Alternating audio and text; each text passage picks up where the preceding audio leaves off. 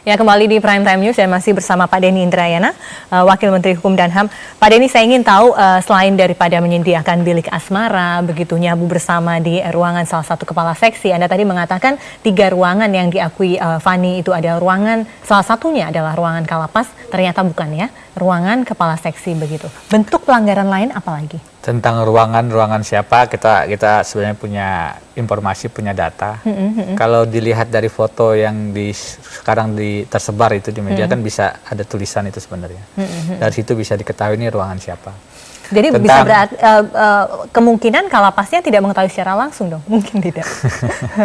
Kami punya informasi, indikasi, dan sekali lagi tadi saya bilang, anggaplah misalnya yang bersangkutan tidak tahu, itu pun adalah satu hal yang tidak boleh terjadi. Tapi ada indikasi yang lebih kuat bahwa ada pengecetan ulang dan lain sebagainya begitu? Ya, ruangan yang digunakan ini pada saat petugas datang sudah dalam posisi bersihkan, dihilangkan jejak-jejaknya, tapi masih kelihatan, dan itu pasti ada yang memerintahkan kan, kenapa itu bisa berubah layoutnya, detail alat-alat yang ada di dalam dan seterusnya. Tapi kembali ke apa saja penyimpangannya, ya tidak hanya di Rutan Cipinang, harus diakui penyimpangan-penyimpangan ini juga bisa terjadi di lapas rutan lain. Itu biasanya tadi saya yang mengatakannya halinar. Apa itu? HP, pungli, narkotika. Tentu ada penyimpangan yang lain, fasilitas, elektronik yang ada di dalam sel, itu juga tentu penyimpangan. Kepemilikan uang yang harusnya tidak bisa, apalagi punya jutaan di dalam lapas rutan, tentu saja tidak boleh. Karena itu tahun ini kami mengeluarkan regulasi. Salah satu solusinya adalah dengan memberikan aturan yang lebih jelas. Apa sih tata tertib di lapas rutan itu? Kalau Anda punya HP itu pelanggaran apa? Selama ini itu belum diatur. Itu pelanggaran berat. Jadi kalau Anda ingin dapat remisi, Anda nggak boleh melakukan pelanggaran berat. Kepemilikan HP, kepemilikan narkotika, senjata tajam, itu termasuk pelanggaran berat. Warga binaan, narapidana yang ada di lapas rutan, ayo sama-sama kita jaga agar lapas rutan kita nyaman, tanpa HP, tanpa pungli, tanpa narkotika. Karena itu kami akan berusaha untuk menertibkan terus, justru untuk kenyamanan warga binaan. Tapi bukannya salah satunya blueprint mengenai lapas ini sudah ada sejak 2008 ya? Iya, sudah cukup lama, tapi ternyata sampai sekarang ya begini-begini saja gitu. Saya tidak bisa menilai perkembangan yang ada dari 2011 sejak kami diberikan amanah dengan Pak Amir di lapas di Kementerian Hukum dan HAM. Blueprintnya ada sejak 2008. Tetapi bolehlah saya katakan memang proses pembenahannya tidak selesai dalam hitungan hari, minggu, bulan. Bahkan tahun pun menurut saya butuh beberapa waktu untuk kemudian bisa secara masif, secara efektif membenahi penyimpangan yang memang sudah agak dalam ini pengaruhnya. Jadi bahwasannya blueprint sudah ada, itu kita lakukan sebagai salah satu ukuran. Di sisi lain, persoalan-persoalan baru yang muncul termasuk misalnya lapas itu penuh dengan para pengguna pemakai, ini juga didorong supaya mereka lebih direhabilitasi. Pengguna pemakai ini korban, itu sebabnya Rabu kemarin lagi kami dengan Mahkum Jakpol rapat koordinasi Mahkamah Agung, Kejaksaan, Kepolisian, BNN, BNPT, ayo yang pengguna korban ini kita berikan kesempatan rehabilitasi. Bukan menjadi warga binaan di sebuah lapas. Menurut Undang-Undang Narkotika mereka posisinya di panti rehab, bukan di lapas atau di rutan. Pak Denny, kembali ke kasus Freddy Budiman ini tadi ya. Kan di lapas narkotika Cipinang gembongnya tidak hanya satu, begitu.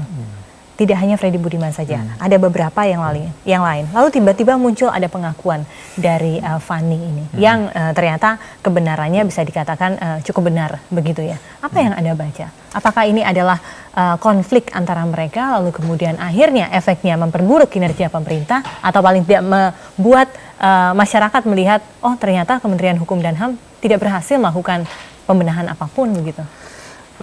Apa motif dari terungkapnya kasus ini bagi saya biarkan itu diperiksa oleh yang lain. Tapi bahwasanya ini mengungkap penyimpangan di dalam, ya satu sisi tentu kami kecewa. Sisi lain ya berterima kasih juga karena dengan adanya informasi ini kita bisa lagi melakukan pesan bahwa tidak boleh dilakukan, tegas diambil tindakan, pencopotan, dan seterusnya. Yang lain, apakah ini terkait dengan perang antar bandar? Ya bisa saja. Ada berapa bandar di sana, Pak Denny?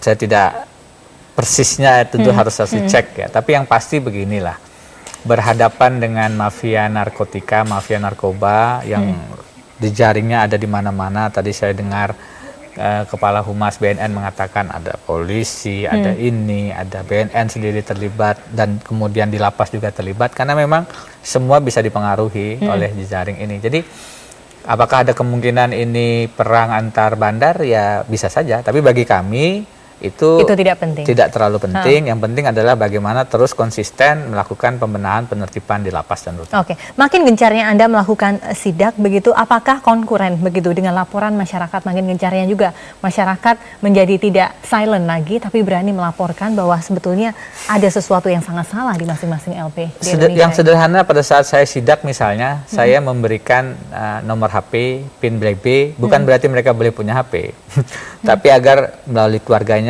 bisa berhubungan dengan saya, dan akhirnya ada informasi-informasi apa yang penyimpangan yang terjadi di bawah. Sekali lagi, kalau tadi saya bicara tentang peraturan menteri tentang tata tertib di lapas rutan, baru-baru ini juga kita mengeluarkan peraturan menteri tentang perlindungan bagi pelapor. Jadi apakah dia warga binaan, napi, tahanan, apakah dia masyarakat, kalau melihat sesuatu melaporkan kepada kami, kita akan lindungi. Dan ini penting, whistleblowing system ini, untuk sekali lagi bentuk pencegahan agar penyimpangan-penyimpangan di lapas rutan makin bisa ditekan. Jadi banyak pembenahan sistem, regulasi yang kita lakukan, dan memang karena ini baru diletakkan, salah satunya di 2012-2013 ini, tentu dampaknya, efektivitasnya baru akan terasa beberapa saat ke depan. Saya minta maaf, mungkin dalam 1 tahun di 2013-2014 ini pun efektivitas itu belum terlalu kelihatan. Tetapi yakinlah bahwa walaupun kami berhadapan dengan mafia narkoba kalau saya sidak, walaupun kami juga dalam konteks PP 99 mengetatkan pemberian remisi bagi napi koruptor, bandar narkoba, terorisme, dan tantangannya tidak ringan, ya kita akan jalan terus. Ini tidak ada pilihan lain, karena menyerah berarti kalah. Menyerah berarti kalah. Selain sidak, apalagi penyelesaian komprehensif yang Anda pikirkan atau mulai dikerjakan begitu untuk membenahi lembaga pemasyarakatan di Indonesia? Ada juga ide-ide soal LP dikelola saja oleh swasta, dijadikan saja CSR-nya bagi pemenang tender harus membuat satu lembaga pemasyarakatan begitu? Ya, itu satu pemikiran yang sekarang berkembang. Tapi sekali lagi, untuk menyelesaikan persoalan di lapas rutan, di pemasyarakatan, tidak bisa hanya dengan satu pendekatan. Ini harus menyeluruh. Kalau mau dibagi pencegahan dan penindakan, misalnya penindakan ini ya kepada yang bersalah, ya segera dilakukan sanksi hukuman disiplin yang tegas. Tetapi komprehensifnya beginilah. Kalau bicara sarana prasarana, tadi saya sudah sebut pembangunan lapas, pemasangan jammer, pemasangan alat-alat CCTV, itu infrastruktur sarana prasarananya. Dan ini tentu butuh berbagai macam kerjasama, termasuk misalnya ketersediaan anggarannya. Karena tidak jarang CCTV yang sudah dipasang dirusak. Dengan dan itu kerap terjadi ya. Setelah sering. CCTV dirusak, dipasang lagi, dirusak lagi, dipasang lagi begitu. Saya bicara dengan Ketua KPK Chandra Hamzah, ini CCTV kita dirusak. Dia bilang pasang lagi, rusak lagi, pasang lagi. Tapi tentu saja harus ada mekanisme di mana itu tidak mudah dirusak. Yang kedua adalah sumber daya manusianya.